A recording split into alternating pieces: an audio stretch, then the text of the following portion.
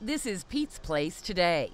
It's a huge restaurant in KREBS, Oklahoma, just 3 miles from MCALESTER. An eye-catching sign outside points to its origin as a family-style Italian restaurant. Pete's Place opened in 1925 on this very same family land where the expanded restaurant sits today. This is what the restaurant looked like in its early days. It was the Pritchard House. Pete Prichard, seen here in later years, started the restaurant as a young man. He was an immigrant from Italy who needed to find another way to earn a living after being injured in a mining accident. But it wasn't Italian food he served first.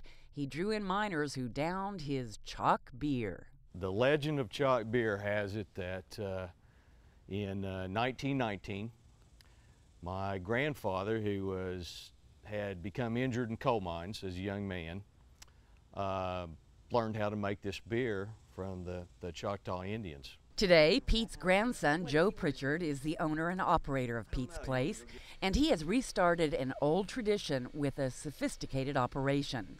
A sleek brewery located on the backside of the restaurant is operating at a brisk pace. Here you're seeing 350 pounds of barley being mixed for a brew. This is the packaging room where the huge vats supply the beer to the tubing, which ultimately fills the bottles on the production line.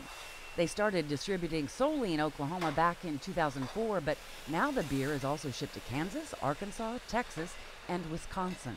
Typically, we're packaging 5 days a week, and our brew schedule right now is we like to brew twice a day, Tuesday through Friday. And in June, they had their best month ever. They almost couldn't keep up with demand. It's been quite a learning experience. We're a whole bunch better than we once were. We're making better beer than we ever made. We're making beer more efficiently than we've ever made. We still got a long way to go to be really good at it. But it is quite an interesting little experience, I can tell you.